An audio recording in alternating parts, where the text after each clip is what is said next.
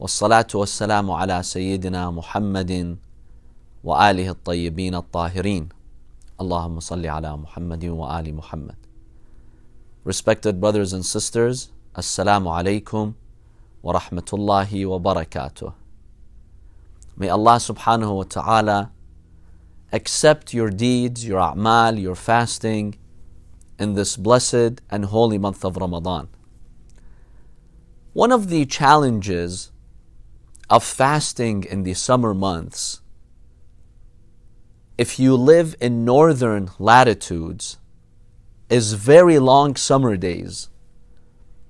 In some parts of the world, such as northern Europe, or let's say in Alaska, or northern Canada, in the summer, from the latter part of May, June, July, August, the days become very long.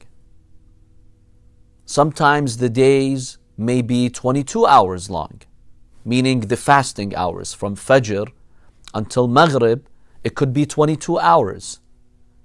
It could be 23 hours sometimes. Some people are not able to fast that long. Or there is the concern with dehydration, for you not to take in any liquids for such a long time could be detrimental to your health. You're putting yourself at risk. You're putting pressure on your kidneys, on your other body organs. So, what have the scholars ruled on fasting long hours? Are we obligated to fast such long hours or no? Scholars have various opinions here when it comes to their fatwa. Many maraja and scholars, they have maintained that you have to keep fasting until it becomes harmful to you. So you start fasting in the morning, you make the niyyah, you make the intention, and you go throughout the day. So let's say sunset is at 11 p.m., 11:30 p.m. Now at 7, 8 p.m., if you feel fatigued to the point where it's unbearable, or you really feel like you're getting dizzy, you need to get hydrated, you're now going to get harmed, then you break your fast. So their fatwa is you're not allowed to break your fast in the morning and say, okay, because we have very long summer days here, then I'm just not going to fast. I'll skip the fast altogether. This is not permissible. You make the niyyah to fast and you continue throughout the day. If you managed to go to 11:30 p.m. without any issues, without any serious concerns, then you fasted that day and you fulfilled the obligation. But if several hours before sunset, you feel like the fast is taking a toll on you, it's getting to a point where it's no longer normal, right? See, some level of fatigue is normal. When you're not eating, drinking for even 12 hours, 10 hours, you kind of do feel fatigue. You might feel a little bit weak. But if there's anything that's abnormal, you feel like you're about to pass out, or you're getting too dizzy, or you really feel like you're getting dehydrated, in that case, they have ruled that you can break your fast. You don't have to pay a kafara, because now you have an excuse. But then later on, when the days are shorter, you do have to make up this day. So I know this is somewhat difficult for a lot of people to observe, because you're fasting most of the day, and then in addition to that, you have to make it up after the month of Ramadan. One point here to mention, my dear brothers and sisters, about dehydration.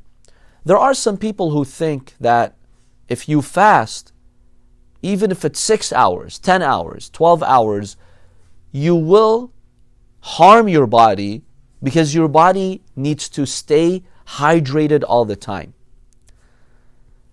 A lot of the moisture and the water that the body needs is to digest food.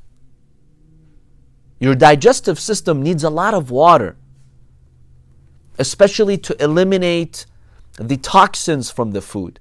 The more food you eat, the more water you need to detoxify your body, to digest the food, and eliminate the harmful substances in the food. Many people miss this fundamental point here, that when we fast in the religion of Islam, we're also not eating. You're not eating and you're not drinking. So when you're not eating for 12 to 15, 16 hours, your need for water and moisture is reduced. Therefore, if a person is healthy, they're not under any extreme circumstances. Not having any liquids for 14 hours, 15 hours, 16 hours is not harmful to the body. Because at the same time, the person is not eating anything. So your body needs less water. Yes, if you were to be eating during these 15 hours and you're not drinking anything, that's recipe for disaster. That's going to harm your health. So keep that point in mind. These scholars therefore have ruled that you keep fasting until you feel it's getting harmful to you, then you're allowed to break your fast. They also suggest trying to change your schedule. Maybe if you have the option, the luxury of changing your schedule in the month of Ramadan, such that you sleep during the day, and that would help you cope with fasting long hours, then that would be an obligation to at least pursue that, to try to see if that's possible for you. Now there are other scholarly opinions here. A number of maraja today, at least 4 or 5 of the maraja and scholars that I know of, they have a different jurisprudential fatwa for fasting long hours. Basically, they have stated that once the day is unusually long, some of those maraja have defined a normal usual day at around 17 and a half hours, 18 hours. If the day is longer than that, if you have to fast 20 hours, 19 hours, 22 hours, they say that this day is unusually long. So it's not a normal day. And to have such a short night, 3 hours only, is not normal. Allah subhanahu wa ta'ala tells us in the Holy Quran to continue fasting, atimmu siyama ila al-layl, until the night. But which night? The customary night. An average night, not a night that's so short and it's only 3 hours. So they have understood from the Quran and from the Hadiths that when we have in Islamic law certain specifications or limits, those specifications have to be customary. I'll give you an example. We are required to wash our face in wudu. Now vertically, you wash from your hairline down to the chin. This is the area that you have to cover vertically. What about horizontally, across your face?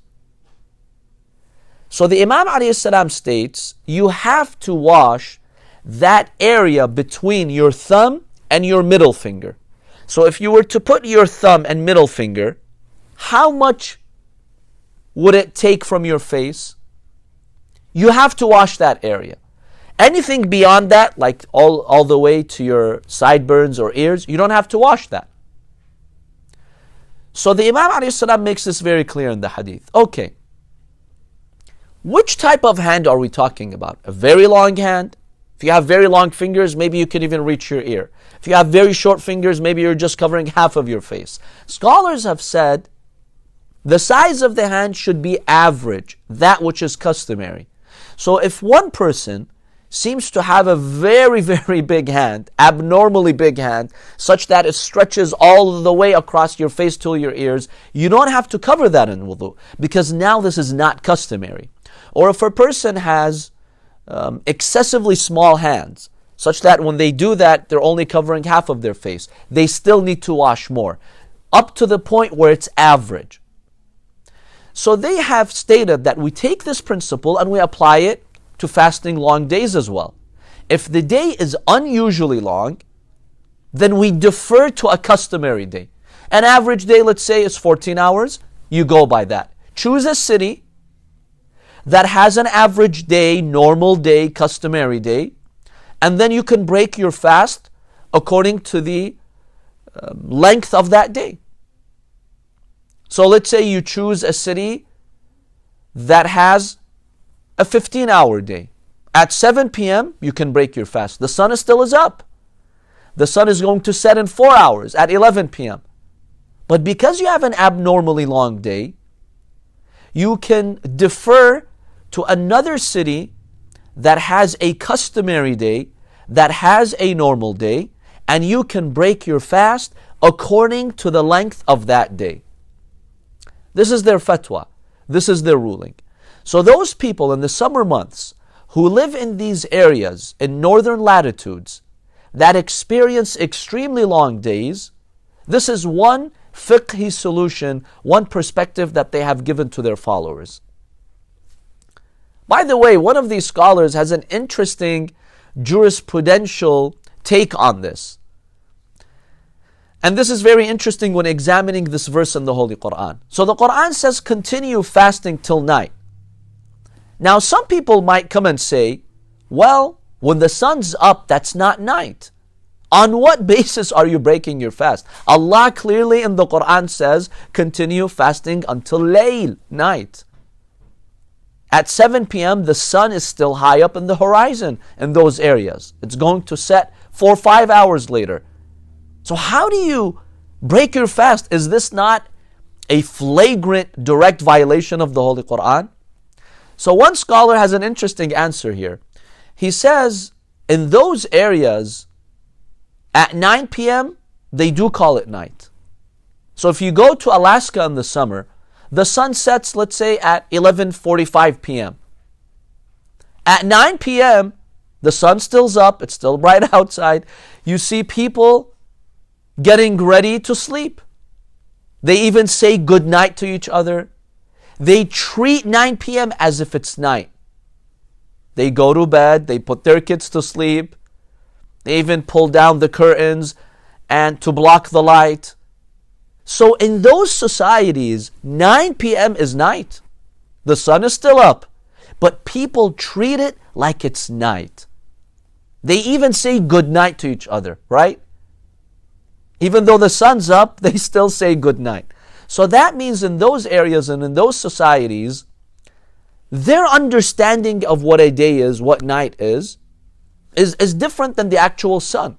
The sun may be setting later, but they consider that the nightfall has already set and we are just going to call it a night and we consider it a night. So when the Quran says continue fasting till night, which night?